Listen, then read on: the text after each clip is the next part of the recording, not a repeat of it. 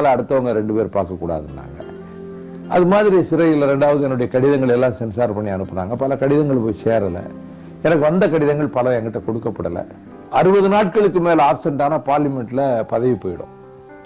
நான் leave letter எழுதி அனுப்பணும். அந்த லீவ் லெட்டர் அவங்க சாங்ஷன் பண்ணணும். முதல்ல அனுப்புன 2 செஷனுக்குரிய லீவ் லெட்டர் அனுப்புனாங்க. அதுக்கு பிறகு நான் அனுப்புற 2 லீவ் லெட்டரையுமே அவங்க அனுப்பல. நான் அந்த லீவ் லெட்டர் போயிடுச்சு, எனக்கு லீவ் சாங்ஷன் ஆகும்னு நினைச்சிட்டு இருக்கிறேன். அது அனுப்பப்படவே இல்லை. அதாவது 2003 ஆகஸ்ட்லயும் நவம்பர்லயும் அனுப்புன 2 செஷனுக்குரிய லீவ் லெட்டரையும் அவங்க அனுப்பல.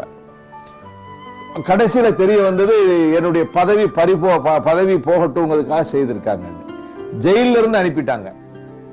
ஜெயிலுக்கு மேல ஜெயில இருந்து அனுப்பி ஐஜி ஆபீஸ் போய் ஹோம்ல அப்ரூவ் ஆகி தான் போகுது. நேரடியா இந்த மாதிரி அனுப்புற லெட்டர்களை ஜெயில இருந்து நேரா அனுப்புறது இல்ல. ஜெயில இருந்து ஐஜி ஆபீஸ் போகுது. ஐஜி ஆபீஸ்ல இருந்து ஹோம் டிபார்ட்மெண்ட் கிளியரன்ஸோட போகுது. எங்க நிறுத்தப்பட்டதுன்னு தெரியல. 2 கடிதங்களும் போகல. அங்க ஸ்பீக்கர் ஆபீஸ்ல இருந்து தகவல் கேட்டு சொன்னாங்க, உங்கள் கடிதங்கள் வரலங்கிறாங்க. அப்ப என்னுடைய பதவியை பறிக்கணுங்கிறதா நோக்கம். ரொம்ப இது ஒரு மிலேச்சத்தனமான போக்கு. நான் பிறகு பூந்தமல்லி கோர்ட்டுக்கு வந்திருந்தப்ப கோர்ட்ல இருந்து லெட்டர் எழுதி அனுப்புறேன். இந்த கடிதத்தை நான் கோர்ட் பிரமிசஸ்ல இருந்து அனுப்புறேன். இந்த லெட்டர் போய் ரீச் ஆச்சு, எனக்கு லீவ் சாங்ஷன் ஆச்சு.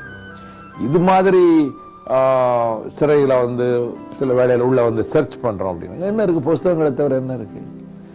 மாதிரி ஒரு மனதுக்கு இப்படி எல்லாம் சங்கடப்படுத்தலாம்னு நினைச்சாங்க. நான் அதை பற்றி ஒன்றும் கவலைப்பட்டுக்கல. 2500 கைதிகளோட நான் சகஜமா இருந்தேன். அவங்களுடைய உணவு, அவங்களுடைய உணவு தட்டு, அவங்களுடைய வாழ்க்கை, யாருமே அப்படி இருந்திருக்க முடியாது. சர்வசாதாரணமா அவங்களோட நெருங்கி பழகுவேன், பேசுவேன்.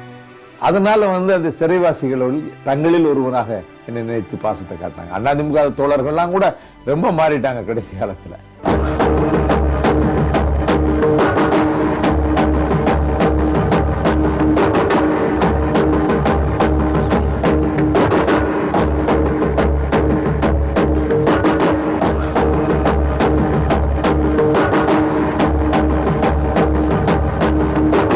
எதுவுமே திறமையோட நல்ல மாதிரி தான் இருப்பேன் எங்க போனாலும். பிறகு சேதாரத்தில் போய் படித்தான். வருஷம் படிச்சுட்டு லீவில் வந்தான்.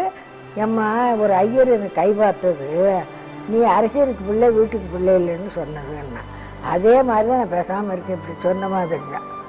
இப்போ என்ன அமெரிக்கா போனால் போய் அதை பிடிச்சா சிறையில் அடைச்சு 1.5 வருஷம் வச்சுருந்தா. நானும் 5-10 தடவை போனேன். பிறகு ராத்திரியில் படுக்கும்போது அந்த ஏவுகம் வரும். வந்தால் பிறகு எப்படி படுத்துருக்குமோ எப்படியோ என்னமோன்னு கொஞ்சம் நேரம் ராத்திரிலேயே நினைப்பேன். பிறகு அதெல்லாம் நினைக்க மாட்டேன். நல்லபடியாக நல்லா அங்கே மெட்ராஸில் வேலூருக்கு போனேன். நீ 10 நாள் இரு, நான் வந்த பிறகுதான் நீ ஊருக்கு போகணும், கோழி அடித்து சாப்பிடணும்னா. சரி, 10 நாள் இருந்தால் விடலை. பிறகு 20 நாள் அங்கே இருந்து வந்த 3ஆம் நாள் மறுநாள் கோழி நம்ம வாங்கி குழம்பு வச்சு 3ஆம் நாள் ரவியோட வந்துட்டேன். நாங்கள் அரசியல் அவனுக்கு என்ன பிரியம் இருக்கோ எங்களுக்கும் அதுதான். அவன் என்ன நினைச்சானோ அதுதான் எங்களுக்கும். ஆமாம், அன்னைக்கு ஆளுக்கு சொன்னாங்க, ஐயோ தட்டி எறியதாக அதை எறியதாக, அவன் நிற்கலை, நீ தான் சொல்லணும் அழுகுதாக எல்லாரும் அழுகுதாக.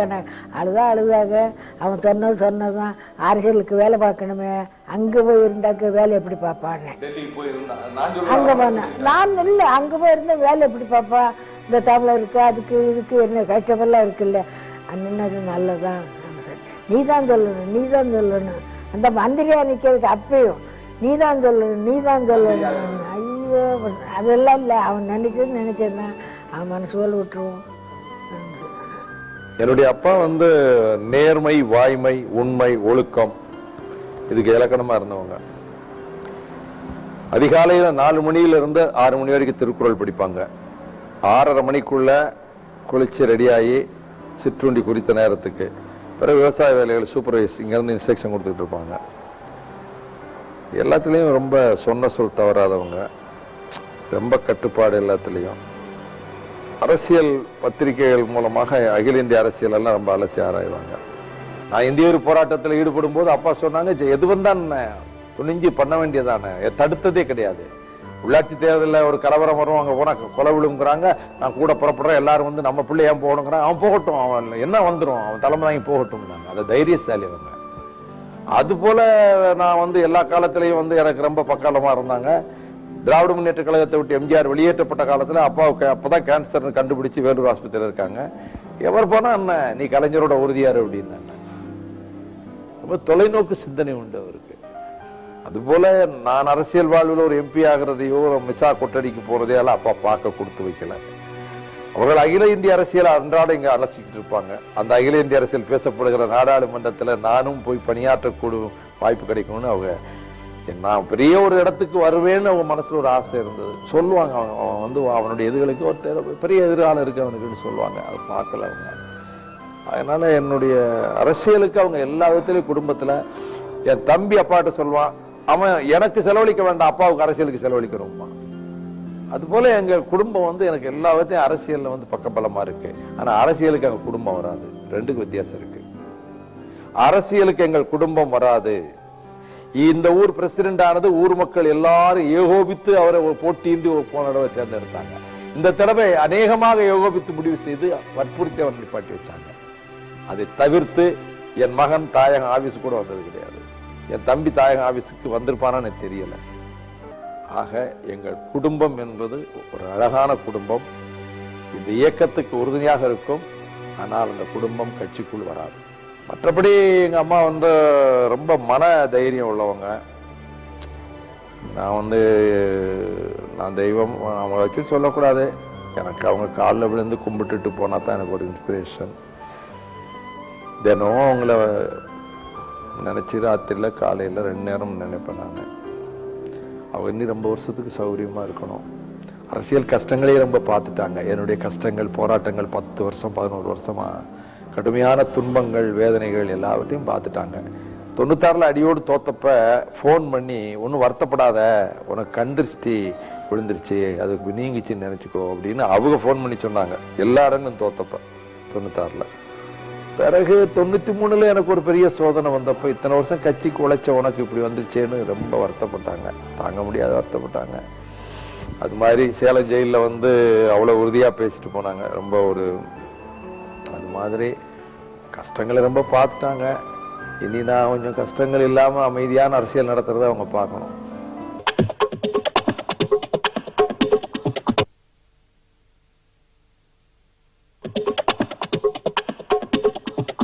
வாழ்க்கை என்பது ஒரு நீர்க்குமிழியை போன்றது.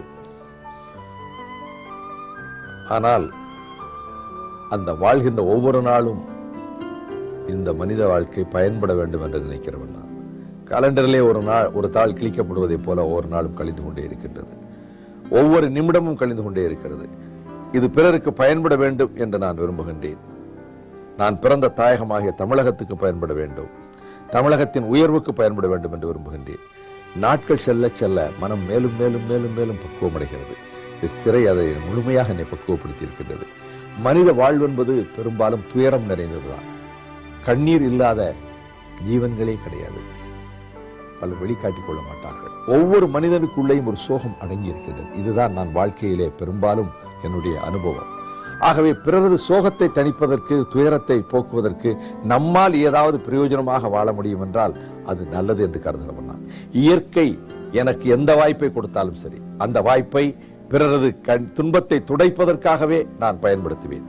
இந்த தமிழகம் மறுமலர்ச்சி பெற வேண்டும், திராவிட இயக்கம் மறுமலர்ச்சி பெற வேண்டும் என்கின்ற தாக்கமும் தாகமும் வேட்கையும் நெஞ்சை ஆக்கிரமித்துக் கொண்டிருக்கின்றன. அந்த திக்கை நோக்கியே நான் பயணப்பட்டுக் கொண்டிருக்கிறேன். என்னுடைய மனதிலே என்றைக்கும் இருள் சூழ்ந்திருக்கிறது, வெளிச்சமில்லை என்று நான் நினைத்ததே கிடையாது. வெளிச்சத்தின் ரேகை நிச்சயமாக வரும் என்ற நம்பிக்கையோடு தான் பயணத்தை தொடங்கி இருக்கின்றேன். ஆகவே எங்களுக்கும் மறுமலர்ச்சி திராவிட முன்னேற்ற கழகத்துக்கும் ஒரு அற்புதமான ஒரு நாள் காத்துக் கொண்டிருக்கிறது. A better tomorrow is waiting for us. We are marching towards that destination.